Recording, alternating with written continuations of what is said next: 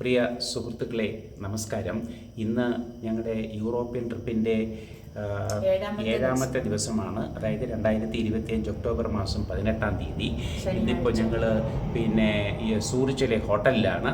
ഞങ്ങളുടെ തൊട്ട് മുകളിൽ കൂടെ ഒരു പ്ലെയിൻ പോകുന്ന ശബ്ദം കൂടെയാണ് ഇപ്പോൾ കേട്ടത്.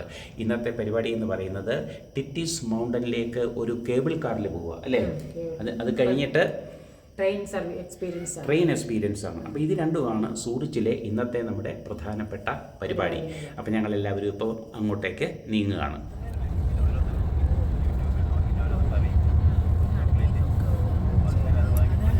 ഇപ്പം അവിടെ ഇറങ്ങുമ്പോൾ അത്യാവശ്യമുള്ള സാധനങ്ങൾ എടുക്കണേ. കാരണം എന്താ വെച്ചിട്ടുണ്ടെങ്കിൽ ബസ് ഞാൻ നേരെ ഏങ്കൽബർഗിലേക്ക് വിടും.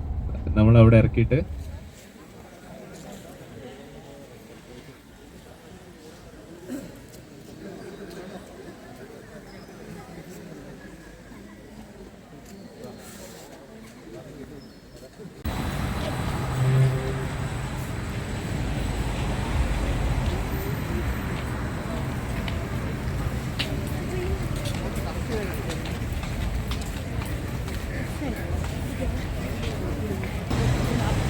നല്ല ആൾത്തിരക്കുണ്ട്.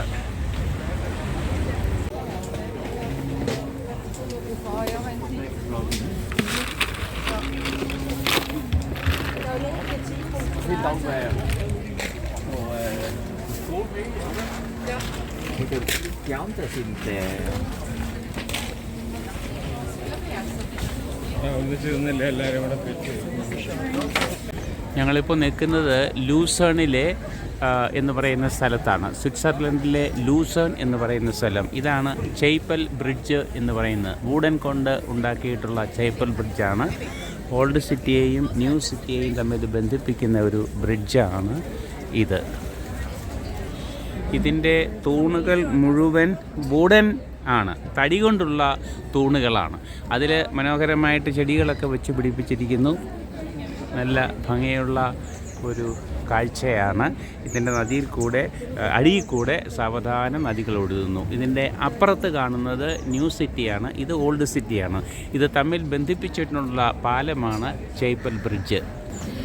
ചെയ്പ്പൽ ബ്രിഡ്ജിൽ നിന്നുള്ള കാഴ്ചകളാണ്. ചെയ്പ്പൽ ബ്രിഡ്ജിൽ നോക്കുമ്പോൾ അതിൻ്റെ നേരെ അക്കരെ കാണുന്ന ബിൽഡിങ്സാണിത് അല്ലേ, ആ കെട്ടിടങ്ങളാണ്. അതുപോലെ തന്നെ വാഹനങ്ങൾ പോകുന്ന ഒരു ബ്രിഡ്ജുമുണ്ട്. ഇതാണ് ഈ ചെയ്പ്പൽ ബ്രിഡ്ജ് നോക്കുമ്പോൾ, ചെയ്പ്പൽ ബ്രിഡ്ജിൽ നിന്ന് നോക്കുമ്പോൾ കാണുന്ന കാഴ്ചകൾ.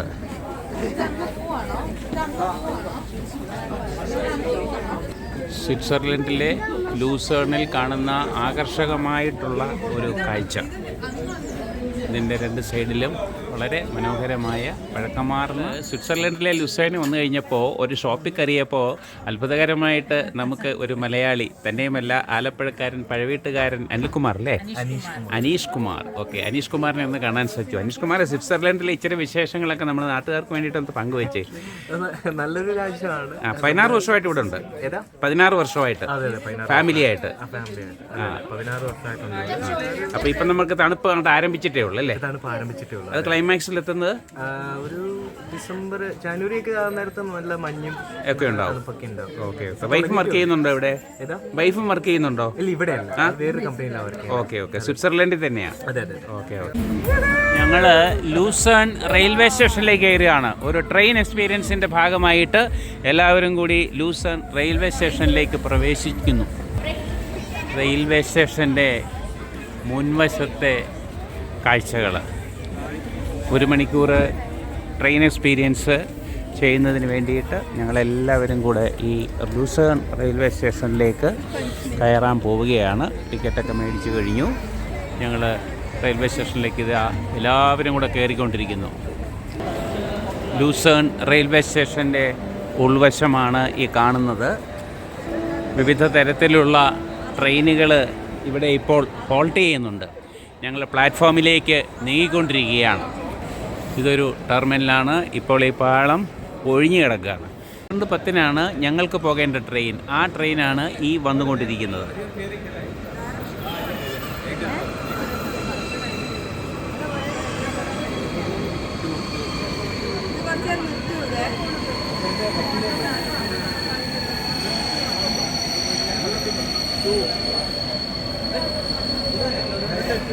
ഈ ട്രെയിനിൽ നിന്നും വന്ന ആളുകൾ ഇറങ്ങുകയാണ്.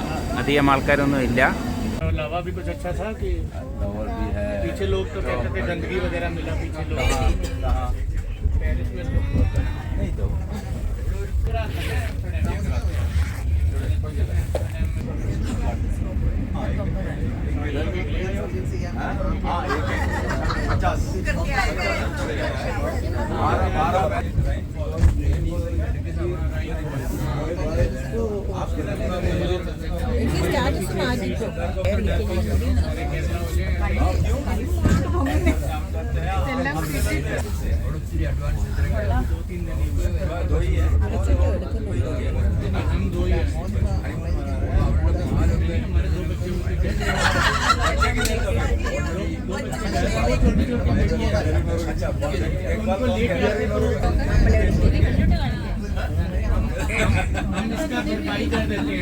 ലൂസൺ റെയിൽവേ സ്റ്റേഷനിൽ നിന്നും ഞങ്ങളൊരു ട്രെയിൻ യാത്ര നടത്തുകയാണ്, ഒരു ട്രെയിൻ എക്സ്പീരിയൻസ്.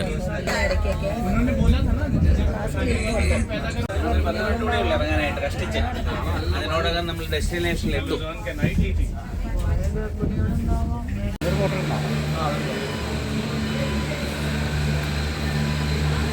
ആ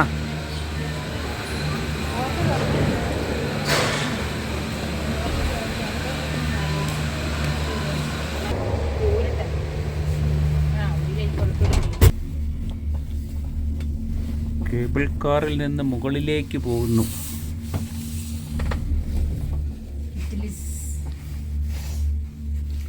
ടിറ്റ്ലിസ് മൗണ്ടൻ എന്നാണ് അതിന് പറയുന്നത്. Titlis mountain. ആ നല്ല ഭംഗിയാർന്ന നല്ല കളറല്ലേ.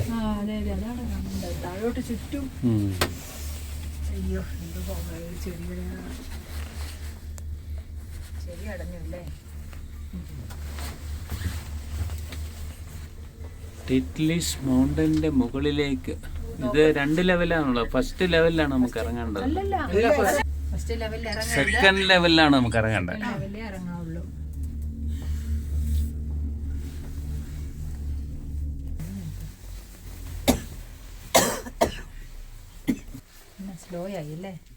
ആ ഇടയ്ക്ക് സ്ലോ ആകും, ഇടയ്ക്ക് ഫാസ്റ്റ് ആകും, അങ്ങനെ പല രീതിയിൽ.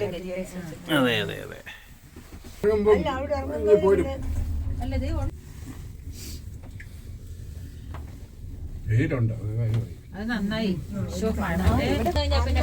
നല്ല ഭംഗിയല്ലേ നോക്കി. അതൊക്കെ ഇപ്പൊ സ്നോ ഇപ്പോഴായി തുടങ്ങി. ഇപ്പൊ ഡിസംബർ ജനുവരി ആകുമ്പോഴത്തേക്ക് അത് ഇവിടെ കംപ്ലീറ്റ് സ്നോ ആയിരിക്കും.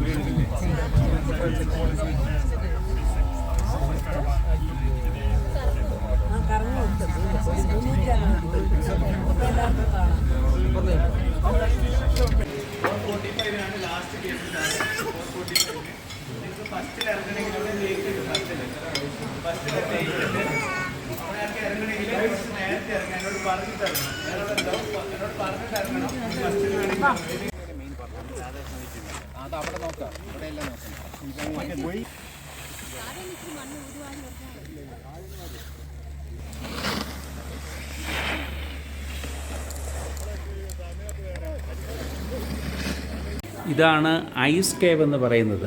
ഒരു കേവ്, ഗുഹയാണ്, ഐസ് കേവാണ്. അതായത് ചുറ്റും ഐസാണ്. അതെ, താഴെയും സൈഡിലും മോളിലും എല്ലാം ഐസാണ്. അതിഭയങ്കരമായ തണുപ്പ്. ഐസ് കേവിൻ്റെ ഉള്ളിലേക്ക് കടക്കുമ്പോൾ കാണുന്ന കാഴ്ചയാണ്. തെന്നി വീഴരുത് എന്നെല്ലാവരും പറയുന്നുണ്ട്. കാരണം നമ്മൾ നടക്കുന്നത് ഐസിലാണ് അല്ലേ, ചുറ്റും. ഇതാണ് ഐസ് കേവിൻ്റെ വളരെ ഭംഗിയാറിയ ഒരു കാഴ്ച. പ്രിയ സുഹൃത്തുക്കളെ, ഒത്തിരി ദൂരെ ഈ ഗുഹയിൽ കൂടി പോകാനായിട്ട് പ്രയാസമാണ്. കാരണം